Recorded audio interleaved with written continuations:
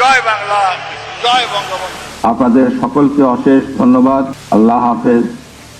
বাংলাদেশ জিন্দাবাদ।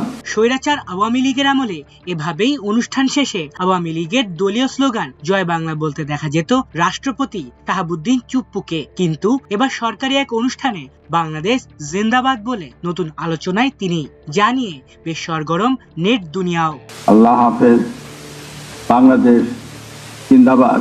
রাজধানী ঢাকায় আয়োজিত সরকারি এক অনুষ্ঠানে বক্তব্যের শেষ মুহূর্তে একটি বাক্যই যেন নতুন করে রাজনৈতিক আলোচনার জন্ম দিল। বাংলাদেশ জিন্দাবাদ বলে বক্তব্য শেষ করলেন রাষ্ট্রপতি মোহাম্মদ শাহাবুদ্দিন চুপ্পু।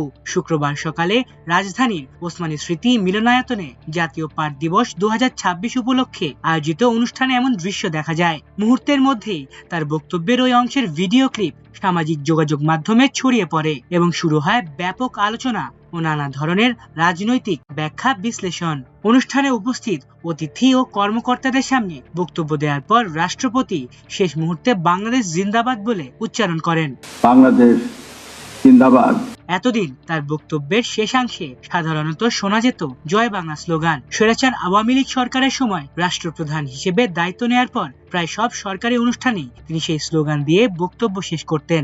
খোদা হাফেজ, জয় বাংলা, জয় বঙ্গবন্ধু। রাজনৈতিক বাস্তবতায় গত 2024 সালের 5 আগস্ট বড় ধরনের পট পরিবর্তনের পর পরিস্থিতি ভিন্ন দিকে মোড় নেয়। সেদিন স্বৈরাচার আওয়ামী লীগের পতনের পর প্রায় 18 মাস অন্তর্বর্তী সরকারের অধীনে দেশ পরিচালিত হয়। সে সময় রাষ্ট্রপতি দায়িত্ব থাকলেও তাকে তেমন কোনো রাষ্ট্রীয় অনুষ্ঠানে প্রকাশ্যে বক্তব্য দিতে দেখা যায়নি। সম্প্রতি বিএনপি নেতৃত্বাধীন নতুন সরকার শপথ নেওয়ার পর শুক্রবারের এই অনুষ্ঠানেই দীর্ঘ বিরতির পর প্রথমবারের মতো কোন সরকারি মঞ্চে বক্তব্য রাখেন তিনি। আল্লাহ হাফেজ। বাংলাদেশ জিন্দাবাদ। বস্ত্র ও পাট মন্ত্রণালয়ের আয়োজনে অনুষ্ঠিত এই অনুষ্ঠানে প্রধান অতিথি হিসেবে উপস্থিত ছিলেন রাষ্ট্রপতি। বক্তব্য দেওয়ার আগে তিনি বাংলাদেশ শিল্পকলা একাডেমি প্রাঙ্গণে আয়োজিত 9 দিন ব্যাপী পাট ও বহুমুখী পাট পণ্যের মেলার উদ্বোধন করেন। দেশের ঐতিহ্যবাহী পাট শিল্পের সম্ভাবনা, রপ্তানি বাজার এবং পরিবেশ বান্ধব পণ্যের প্রসারে পাটের গুরুত্ব নিয়েও বক্তব্যে নানা বিষয় তুলে ধরেন তিনি।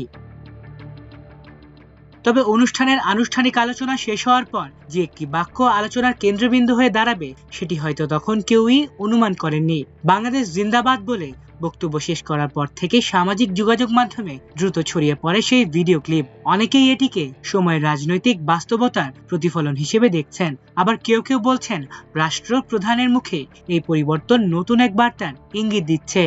খোদা হাফেজ, জয় বাংলা, জয় বঙ্গবন্ধু। আলিফ চৌধুরী, আমার দেশ। আল্লাহ হাফেজ। বাংলাদেশ জিন্দাবাদ।